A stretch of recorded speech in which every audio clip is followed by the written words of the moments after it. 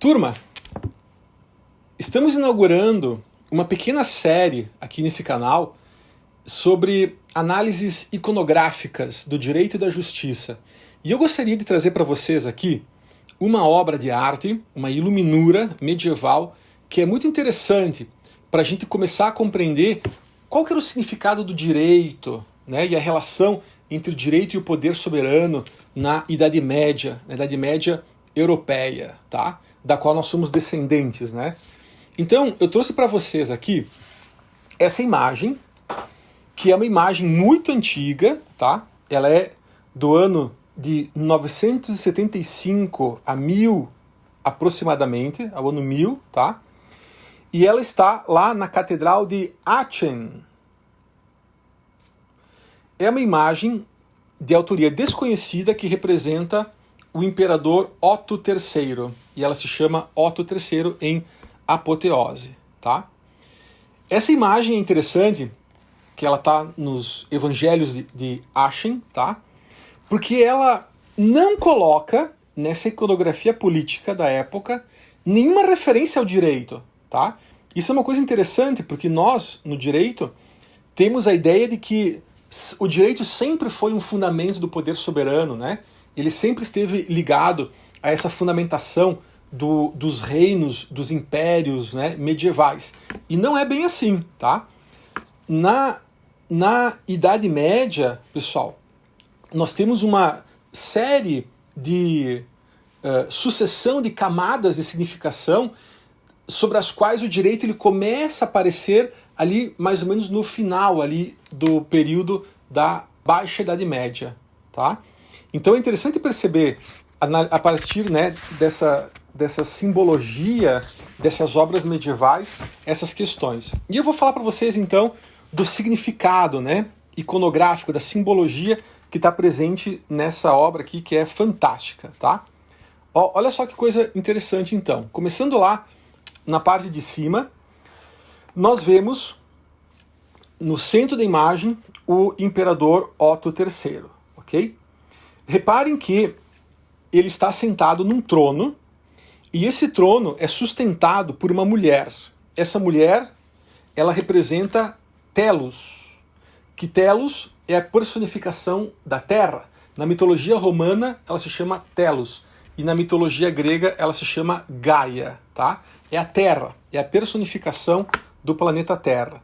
Então reparem que é a própria terra que sustenta, né, o trono sobre o qual o imperador ele está sentado. Outro detalhe interessante é que o imperador ele está rodeado, né, por uma mandorla, que é a mandorla de Cristo. Essa mandorla ela é usada em muitas imagens, né, da arte sacra medieval, quando se faz uma referência a Jesus Cristo ou a outros santos, né? E então colocar o imperador dentro de uma mandorla significa já estabelecer um diálogo aqui com a religião, certo? Reparem também que há uma auréola sobre a cabeça do imperador, e nessa auréola existe uma mão que está colocando ou tocando, como se fosse abençoando, né, a coroa do imperador Otto III. Essa mão é a mão de Deus, certo? É a mão de Deus que coroa ou que abençoa a coroa do imperador. Outro detalhe super interessante aqui, pessoal, é que há uma faixa que simboliza o tabernáculo, né? Uma faixa branca, e essa faixa ela tem como um significado simbólico a divisão entre a terra e o céu, entre as coisas terrenas e as coisas divinas. E é legal observar que o corpo do imperador ele é atravessado por essa faixa. E é justamente essa característica que coloca o corpo do imperador como um duplo significado, um duplo sentido. Ele é um corpo terreno, um corpo biológico, fisiológico, que pode morrer, né? Mas a cabeça do imperador ela está no céu, ela está no plano da divindade, no plano, né, do céu, tá? É por isso que Kantorowicz tem um livro super importante assim de história do direito medieval, né, da política da teologia política medieval, que se chama Os Dois Corpos do Rei, que é justamente essa relação de um caráter místico e sagrado e, ao mesmo tempo, biológico e mortal, né, dos reis medievais. E isso fica claramente observado aqui nessa imagem, né? O corpo do imperador, ele está tanto na terra quanto no céu, o que demonstra, né, o simboliza esse caráter duplo, né, esses dois corpos do rei, um corpo biológico, fisiológico que morre, certo? E ao mesmo tempo um corpo sagrado, um corpo divino, né? E que esse não morre, esse tem continuidade. Quem sustenta esse tabernáculo, que simboliza aqui o firmamento, né, entre céu e terra, olha que coisa legal, um anjo, um touro, uma águia e um leão. Vocês lembram dessa simbologia? Onde é que nós encontramos, né, esses elementos, tá? É no Apocalipse, certo? São as bestas do Apocalipse, que também são, segundo Irineu de Lyon, o símbolo dos 4 evangelistas, né? O leão é de Marcos, o anjo representa Mateus, a águia representa João e o touro representa Lucas, tá? E abaixo nós encontramos então 2 arcebispos e 2 guerreiros dignatários, que representam justamente os 2 grandes pilares, né, dos impérios medievais, que é a religião e o exército, né, a parte espiritual e a parte secular do império, que é a organização militar, tá? Abaixo dos símbolos aqui do Apocalipse, tá? Nós vemos aqui 2 figuras dignatárias, né, que provavelmente são 2 reis, né, de reinos que fazem parte do império, e eles prestam reverência, né, ao imperador Otto, que é uma forma também de demonstrar a aclamação, né, do poder do imperador Otto III em apoteose, tá? Muito bem, aqui a gente explicou assim uma relação, né, que existe nessa imagem, tá? Uma relação iconográfica entre esses elementos, mas agora, entrando numa questão um pouco mais aprofundada, tá? Reparem que o fundamento do poder soberano nessa iconografia política medieval não é jurídico. Não existem referências aqui a lex, ao ius, né? Não existem referências jurídicas nessa imagem, tá? O que existe são referências seculares do império e referências espirituais da religião. E mais do que isso, se vocês observarem, a própria pose de Otto III, com a imposição de uma mão e segurando a representação do globo, né, com a cruz de Cristo em cima, é uma representação que a gente encontra nas imagens de Jesus Cristo da época. Em outras palavras, o imperador ele é apresentado como Cristo. O imperador aqui, ele simboliza Cristo na terra, percebem? Quando os súditos olham para essa imagem, para essa iluminura aqui, eles olham para o imperador que é apresentado como se fosse Cristo, com todos os elementos, né, cristocêntricos da época. E o mais interessante, agora eu quero mostrar para vocês uma outra imagem também da época, tá? É que as imagens de Cristo também possuíam essa conexão com valores e simbologias imperiais. Reparem, por exemplo, essa imagem que eu vou mostrar para vocês agora aqui, que é o Volto Santo. É uma escultura em madeira que está hoje lá na Catedral de San Marino, em Lucca, na Itália, tá? E esse Volto Santo tem uma história assim que é bem interessante, né? Que na mitologia o Volto Santo ela é a imagem que aparece a verdadeira face de Cristo, certo? Claro que isso não é científico, né? Mas o Volto Santo de Lucca tem uma lenda, né, de que Nicodemos começou a esculpir a imagem de Jesus Cristo logo depois que ele morreu na cruz. E ele trabalhou o dia inteiro fazendo essa escultura. E quando ele dormiu de noite, exausto, né, de tanto fazer a escultura, ele não tinha terminado ainda a parte do rosto de Jesus Cristo, dessa estátua. E ele adormeceu, deixando inacabada justamente a cabeça de Jesus Cristo. E durante a noite, conta, né, a lenda, que anjos concluíram essa obra esculpindo a verdadeira face de Jesus Cristo. Então é legal pensar que essa imagem aqui, ela é a imagem que apresenta o verdadeiro rosto, né, de Jesus Cristo. Mas isso é uma lenda por quê? Porque na verdade os elementos, a técnica toda aqui, ela é romana, né? Ela é de um período ali do século IX, mais ou menos, tá? Então não foi feita assim, né, por Nicodemos. O estilo, né, de escultura na época de Cristo era muito diferente. Isso aqui é uma obra de arte românica, tá? Mas é legal, né, esse contexto assim, né, mitológico aqui da obra. Agora, o que eu quero chamar a atenção de vocês é que nessa obra Cristo é apresentado como um rei. Ó, ele tem coroa, ele tem as vestes do imperador romano. Então, há um certo cruzamento aqui de elementos simbólicos, que eu chamo de quiasmas visuais, né? O que são esses quiasmas visuais? Nós temos a figura do poder soberano, que usa referências religiosas para construir o seu fundamento, e, ao mesmo tempo, figuras religiosas que usam simbologias e elementos, né, imperiais para também construir e fundamentar ali a sua legitimidade, tá? Essas trocas simbólicas, né, entre bispos que parecem reis e reis que parecem bispos é uma característica muito interessante dessa simbologia toda, né, que acontece no período da Idade Média, tá?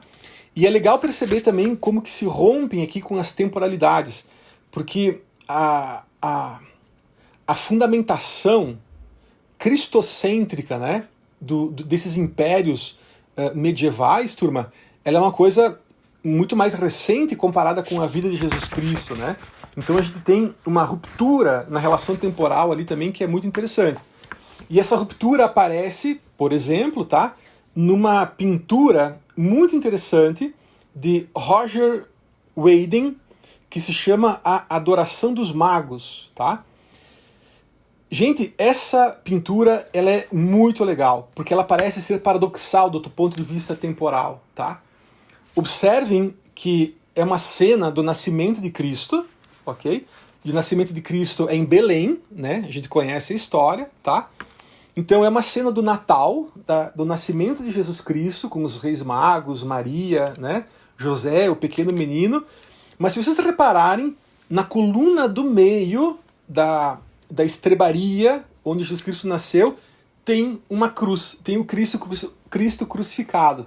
Mas como assim, né? Se é uma cena do nascimento de Jesus, como é que pode ter ali atrás o Cristo crucificado, se ele nem completou ainda 33 anos, né?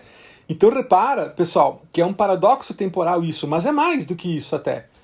Se vocês observarem o ambiente, o fundo, o lugar onde essa pintura está feita, tá?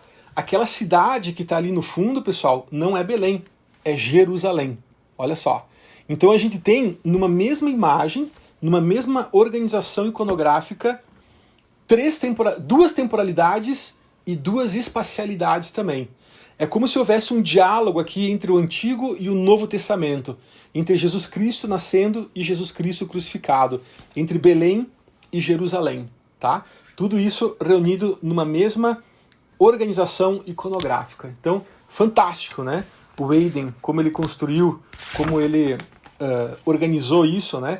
E como esses artistas, né, do período medieval e do renascentismo tinham uma relação com o tempo, né, que é diferente da nossa relação de hoje, tá? E a terceira obra que eu quero mostrar para vocês, para concluir esse raciocínio, tá? É um mosaico que está lá na capela de Ravenna, na Itália, tá?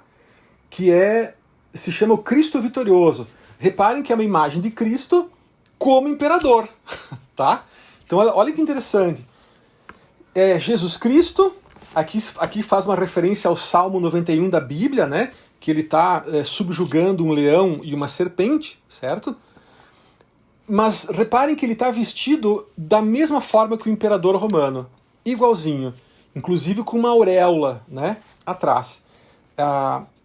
Esse botão aqui, né, a fíbula que eles chamavam na época, né, era algo também que só era usado, né, pelos imperadores romanos, era uma forma de distinção, tá?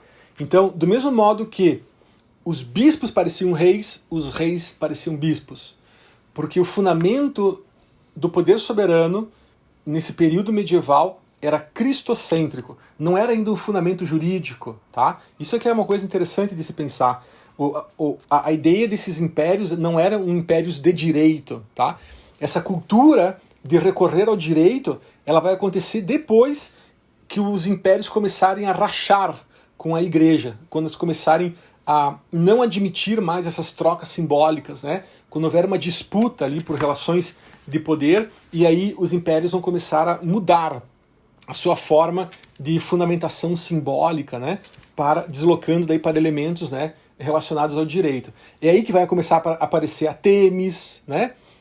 Ou a Justícia Romana, a Lex e outros elementos, né, que fazem parte, digamos assim, de uma iconografia política relacionada ao direito, tá? E apenas mais um detalhe, uma curiosidade, né?